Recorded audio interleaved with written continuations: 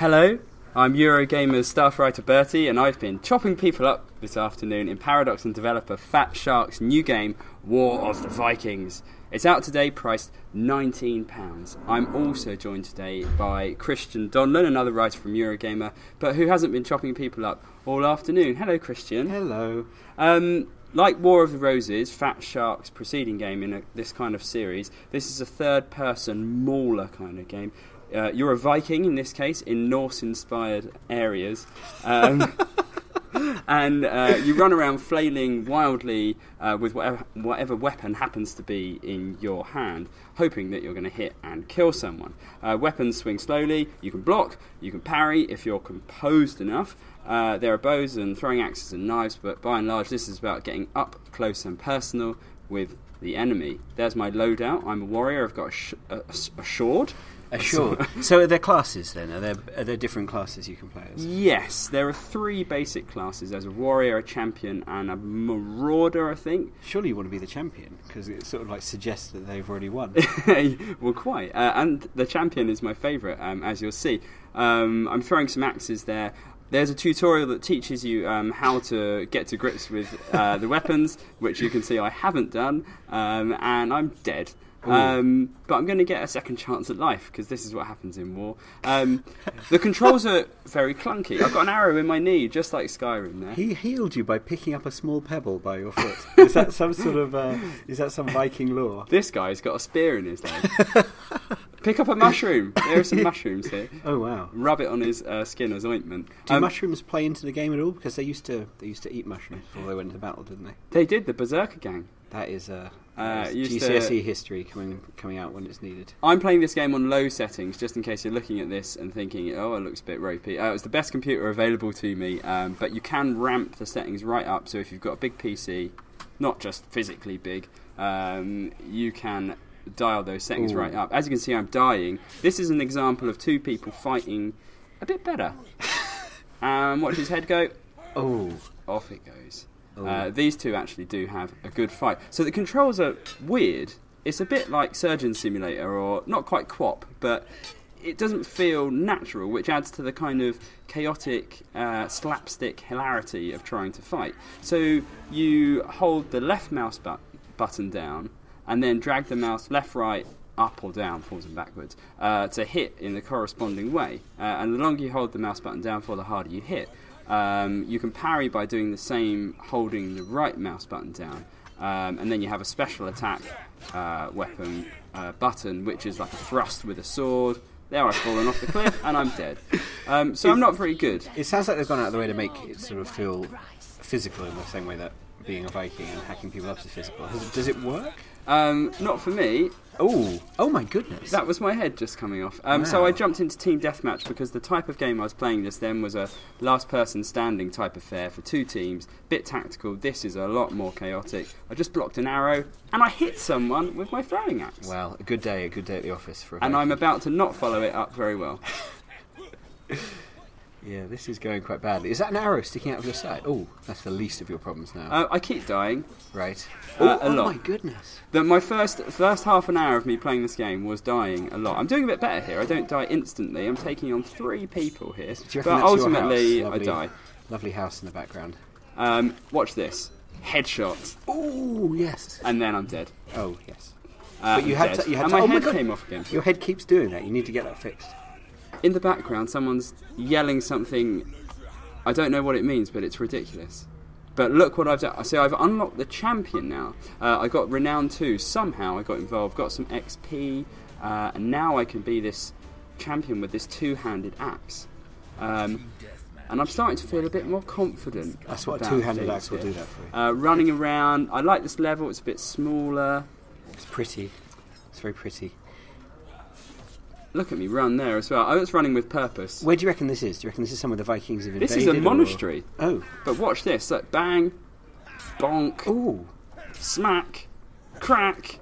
And now I just can't quite finish him off. It's almost like you don't want to. I'm purposely just shaving, just missing a little bit.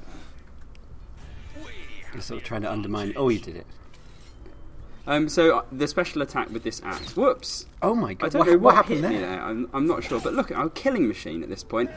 I'm even bandaging, which is an advanced tactic you can access by pressing E. Did the Vikings bandage? I bet they had the gnarliest bandages available. Gnarly. It sounds like a trendy word. But I've got 2 of them on me here. I don't even realise I've killed one of them. There, I'm just checking, and then that's Viking style. You're so good at killing people, you forget you've done it. I'm feeling really confident at this point, and then someone just misses me. I turn around, and then something surprises me in my head. It's a spear, oh my God. Right through my face. No, when I saw this earlier, it does look like one of those Halloween costumes you can get. Absolutely, but we won. And you'll see the score in a minute, and I did quite well. So with the gold, I'm not sure exactly what you can do, but I think you can unlock new pieces of equipment that you can buy, and you can do custom loadouts, and you can have capes on. There were certainly some people, look at this, 9,200, that's not me, right. But some people are very good, yes. And you notice them. The maps look quite interesting. They're sort of quite open plan. Are they quite large as well, or are they? Some are. This is quite a large one, but this I've unlocked another class here, the Archer, and you're about to see a tense standoff between me. You hold down the right mouse button to aim and charge it up, and then the left mouse button to release your arrow. And we're hiding behind trees here. I'm doing quite well actually. I hit him quite a lot. Probably not on the one you're about to see. How many arrows would it take to get rid of someone you didn't like? I never killed someone outright. It seems to do about 50 damage. You need to do probably about 100-ish to dispatch someone. But I'm getting the better of this fight. I follow them down here. So War of the Roses actually reviewed well on Eurogamer. We gave it 8 out of 10. Is that because it's sort of charming and kind of accidentally comedic as well? Or maybe not even accidentally, maybe intentionally comedic. Absolutely. And so it meant that a permanent team could be established. Now here, I'm concentrating very carefully, waiting for the perfect shot. But all the time I'm a sitting duck. And I thought, I better just check my 6. Oh dear. That was a special axe attack in my face. Is that Viking terminology, checking your 6? Yeah, checking my 6. This was the best map. It's a tiny map. You'll see how big it is. It's about 100 metres, and there's about 20 people stuffed on it. And it's carnage. What this tells me is that when you were killing someone in Viking times, you spent quite a lot of time with them as you were killing them. It's quite a time-intensive... It's a bit like what I imagine speed dating is like.